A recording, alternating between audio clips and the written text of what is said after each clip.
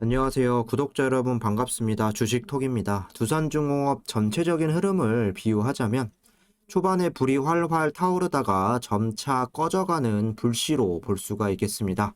3일 전에 고점을 재돌파해주면서 기대감도 있었으나 다시 26,000원대로 돌아오면서 마무리가 되었습니다.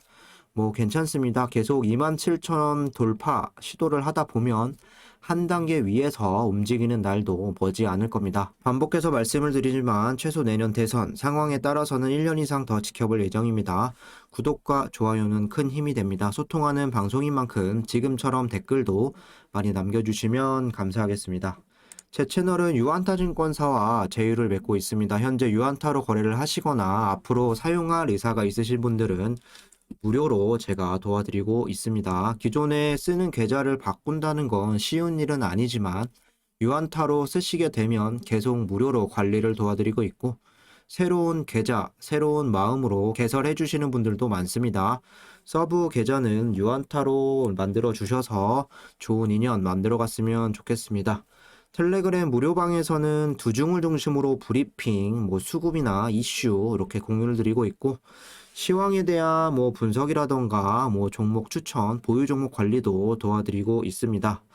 어제 이어서 금일도 덱스터 6에서 7% 수익 청산을 좀 도와드렸고 여기 보시면 8월 말부터 현재까지 꾸준하게 종목을 추천드리고 있고 10월부터 보시면 청산된 종목이 손실본 종목보다 훨씬 더 많다는 걸 확인하실 수가 있습니다.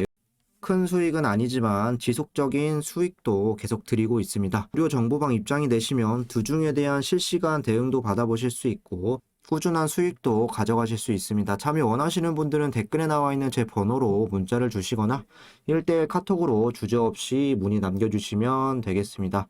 그럼 구독, 좋아요 눌러주셨으면 영상 시작을 해볼게요. 두산중공업 분봉 차트입니다. 앞에서 말씀드린 것처럼 오늘의 흐름은 마치 불씨와 같았습니다. 초반에 주가는 활활 타오르다가 시간이 지날수록 계속 약해지는 이런 모습을 연출하고 마무리가 되었죠.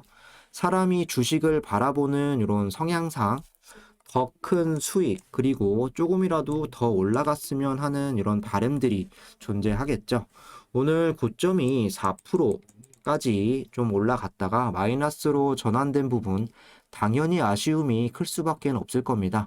하지만 여러 가지 상황을 고려했을 때 26,000원대에서 이렇게 안정적으로 자리를 잡아가는 모습은 실망할 필요는 전혀 없을 것 같습니다.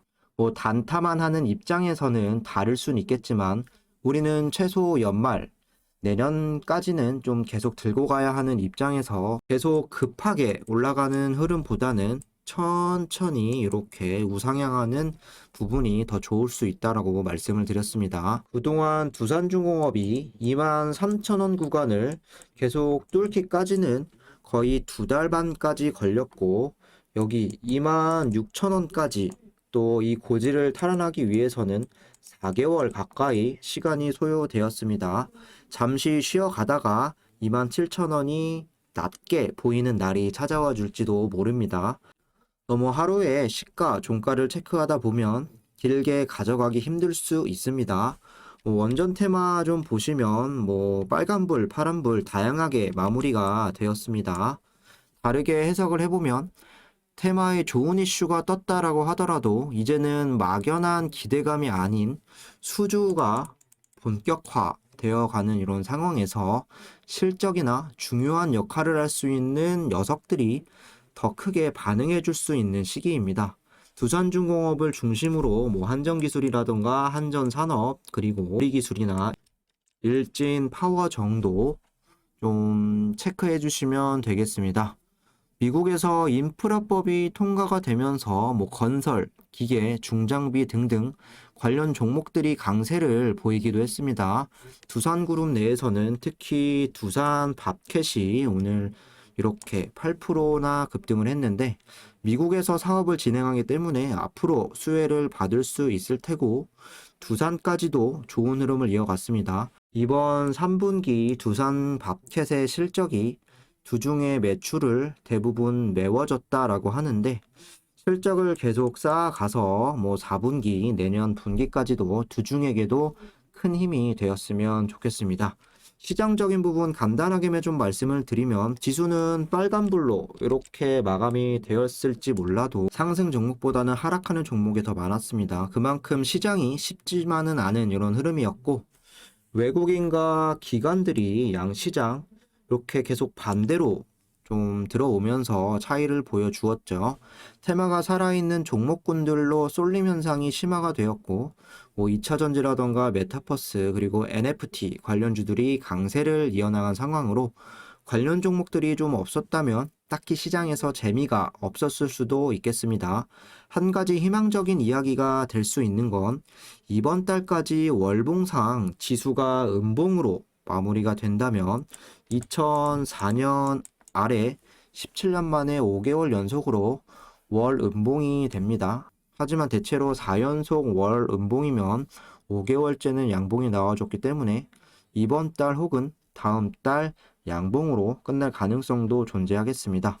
환율 같은 경우도 1177원까지 떨구면서 이런 외인들만 좀 잘 들어와 준다면 이번 달이나 다음 달 장이 좋아질 수도 있겠습니다. 수급을 보시면 외인들, 금융투자, 프로그램 매매 또 많이 팔아먹었습니다. 오늘 외인이 200만 주 가까이 이탈, 개인이 188만 주 순매수, 기관이 16만 7천 주 순매수가 되었고 프로그램은 197만 주 또 이탈이 되었습니다.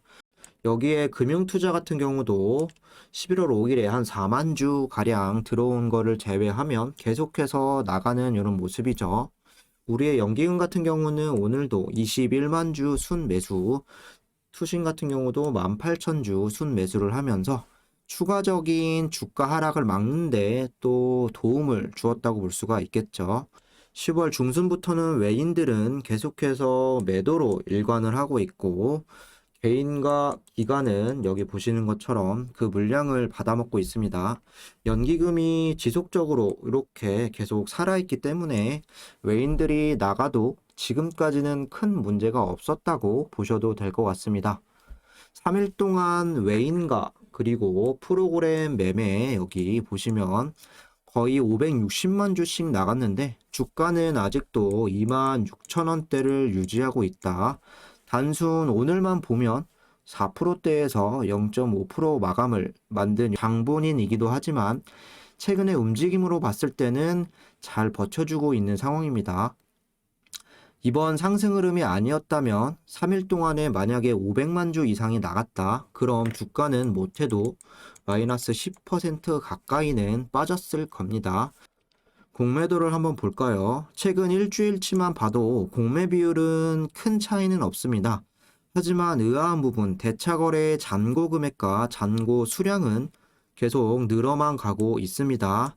심지어 최근에 상환되는 이런 물량도 적지 않은 편인데 이런 부분을 어떻게 좀 생각을 해야 될까요? 공매 비율에 상관없이 평균적으로 수량은 한 80만 주 이상은 좀 나와주고 있습니다. 그런데 떨어져야 할 주가가 계속 올리고 버티고 있기 때문에 어쩔 수 없이 또 상환을 늘려가게 되거나 아니면 바로 갚지 못하고 또 쌓아둘 수가 있겠죠. 그런 관점에서 잔고 수량과 잔고 금액 늘어나고 있다고 저는 생각을 합니다. 지금은 주가가 빠지지 않아서 크게 티는 안 나지만 만일에 이 물량들이 빠른 시일 내에 좀 줄어들지 않는다면 부담으로 작용할 가능성도 충분하다고 저는 생각을 합니다.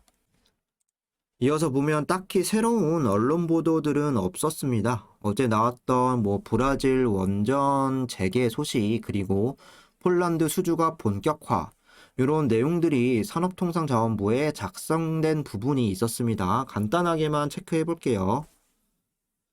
한국, 폴란드와 원전 수소 등 에너지 협력 강화, 원전 수소, 이산화탄소 포집 활용, 저장, CCUS 부분, 나임스키 에너지 인프라 특사는 에너지 정책 결정을 주도하는 핵심적인 인사이며 폴란드 원전 사업 및 에너지 분야와 관련된 정부 고위급들의 다수 배석을 하였음.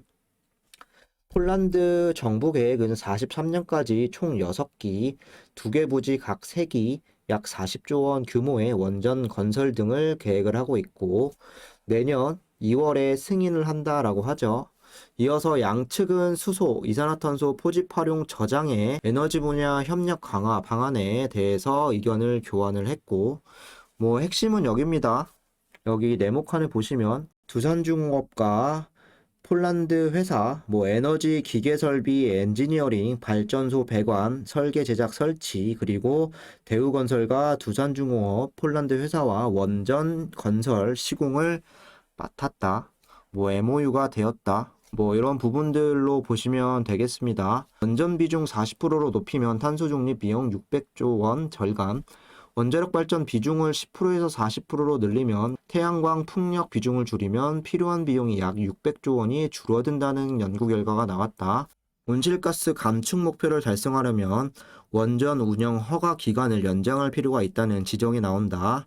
국제에너지기구도 원전의 운영 허가 기간 연장이 가장 경제적이고 효율적인 저탄소 전원으로 인정을 하고 있고 미국은 이미 원전 6기의 수명을 80년까지 연장한 데 이어 추가로 4기 80년 수명 연장을 검토 중이다. 일본도 기존 원전의 60년 이상 가동을 검토 중이다. 정부의 정책은 현실적 탄소 중립을 위해서라도 폐기돼야 한다라고 이야기를 했습니다.